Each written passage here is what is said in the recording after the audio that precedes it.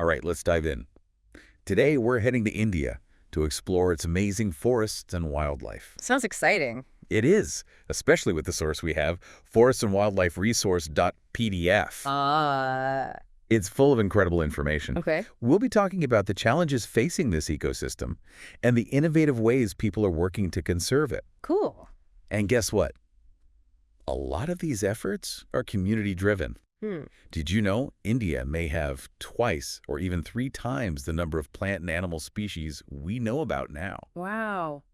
And some villages have gone above and beyond, declaring their own protected areas. Really? It's fascinating stuff. It is. One thing that really jumps out is India's incredible biodiversity. Yeah, it's a hot stuff. More freshwater turtle species than anywhere else in Asia, just to give you an idea. Wow. This document really paints a picture of that variety of life, and it even quotes a beautiful Lepcha folk song. I love when sources do that. It shows how deeply connected humans and nature are in their culture.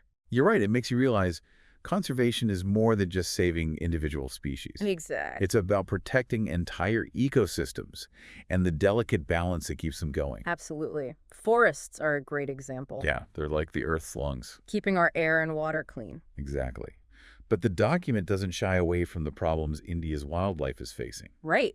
It was pretty sobering to read about how the tiger population, once estimated at 55,000, dropped to just 1,827 by the 1970s. Yeah. That's a huge decline. It makes you wonder how India responded to a crisis like that. Well, they definitely recognized the urgency. In 1972, they brought in the Wildlife Protection Act, Okay. a major step forward. And that led to setting up national parks and wildlife sanctuaries. Safe havens for so many species. Exactly. And they started some really targeted initiatives like Project Tiger to bring those numbers back up. Right. It's one thing to create protected areas, but quite another to actively revive a species that's on the brink. Yeah, for sure. Project Tiger has been crucial in helping tiger populations recover. But even with those successes, poaching and habitat loss remain huge challenges. Look at us. It's a constant battle. But what's really interesting is how India is moving beyond the traditional top-down approaches to conservation. You mean getting local communities involved? Yeah. That sounds promising. Yeah. Who understands the land better than the people living on it? Exactly. And there are some truly inspiring stories in this document. Oh. Like the villagers in Sariska who used the Wildlife Protection Act to fight back against mining operations that were threatening their forests and wildlife. Wow. They actually used the law to protect their environment. They did. That's incredible. And then there's the Chipko movement, Yeah. where villagers literally hugged trees to stop them from being cut down. Wow. They understood that their livelihoods and their whole way of life depended on these forests. That's powerful stuff, really putting yourself out there for what you believe in. It shows you what a community can do when they come together. It really does. But the document also talks about this thing called Joint Forest Management, or JFM. Sounds like a more collaborative approach. It is. What exactly is it? So think of reserved forests, like Fort Knox for biodiversity, Okay. the highest level of protection. Right. But then you've got protected forests, too, with their own safeguards. Mm-hmm. And then there are unclassed forests, Okay. often managed by local communities. And this is where JFM comes in. So it's about bringing the government and those communities together Exactly. to manage and restore forests. That's the idea. Sounds like a win-win. It is. The government gets help protecting these valuable resources. Yep.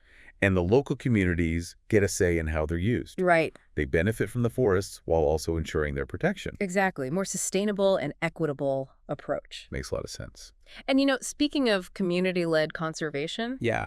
the document also mentions these things called sacred groves. Sacred groves. Patches of forest protected for generations. Interesting. Not by the government, but by traditional beliefs and practices. Oh, wow. Like ancient conservation efforts.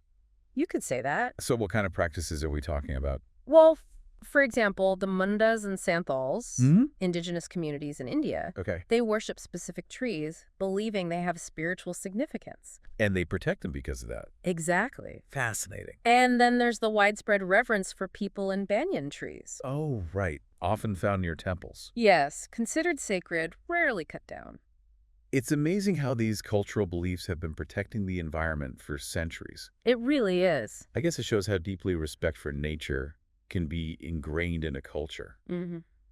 But are these sacred groves still relevant today? Absolutely. With all the modern pressures, like development and population growth? They are. How so? Well, the document talks about the Bishnoi villages in Rajasthan. Right? The Bishnoi community has this deep reverence for all living things. Really? They strictly forbid harming trees or animals. So they're living, breathing examples of how humans and wildlife can coexist. Exactly. That's inspiring. And it's not just in rural areas. Oh. Even in cities, you find these green spaces, often around temples or shrines, Makes sense. protected and revered by the people who live there.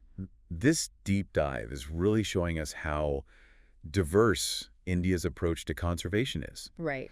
Government initiatives, community-led efforts, ancient traditions, Amazing. like a tapestry woven together with all these different threads of conservation. A great way to put it. But it's not all perfect, right? Right. The document also talks about the challenges India faces in managing its forests. It does. It can't be easy, No, it's not. especially with such vast resources. Exactly. India has this system for classifying and managing its forests. Okay. Reserved forests, protected forests, and unclassed forests. Right. We talked about reserve forests earlier, the highest level of protection. Yes, and protected forests have their own safeguards, while unclassed forests are more open to use, often managed by local communities. So there's this balance between government control and community management. That's right.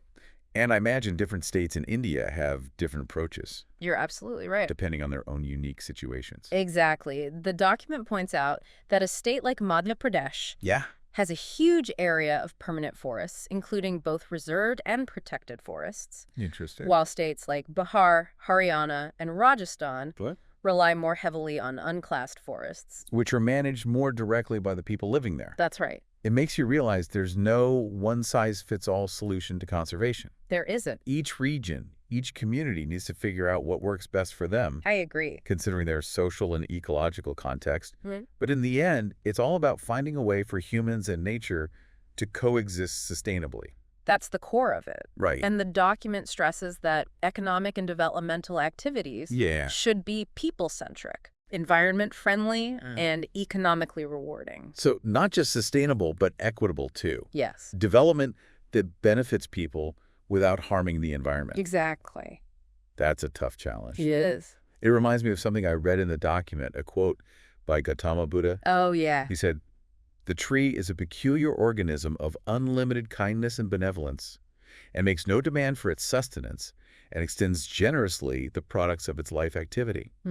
It affords protection to all beings, offering shade even to the axemen who destroy it." Wow. That's a powerful image. It is. Nature's generosity, even in the face of destruction. It really makes you think. It makes you think about our own relationship with nature. It does. Are we the axemen in that scenario? Or can we find a different way? Yeah. A way to live in harmony with the natural world? That's the goal, isn't it? It is. This deep dive into India's forests and wildlife has given us so much to consider. It really has. You've seen the challenges. The habitat loss, the pressure from development, but we've also seen how resilient nature is.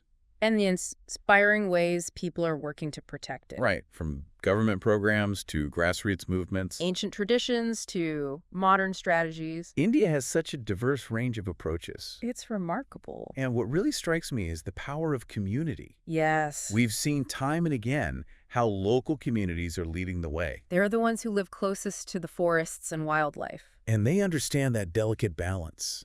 Absolutely. Their involvement isn't just about protecting nature either. Right. It's also about their own livelihoods. Sustainable forest management, for example, Yeah. can provide income From timber, non-timber forest products. while keeping the forest healthy in the long run. Exactly. It's about finding that sweet spot That balance. where human needs and environmental protection work together, Exactly. not just finding solutions, but changing how we think, Right. recognizing that we're part of nature. Not separate from it.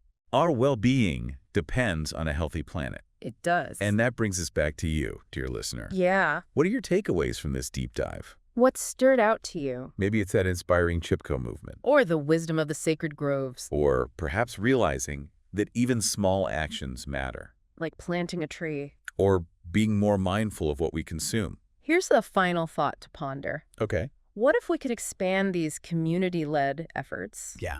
replicate them around the world. Interesting. Imagine a global network of these sacred groves. Spaces where nature is respected and protected. That's a big vision. But it's a vision worth pursuing. Absolutely. And on that note of hope and possibility, Yeah? we wrap up our deep dive into India's forests and wildlife. Thanks for joining us. Until next time, Yeah. keep exploring, keep learning. And keep asking questions.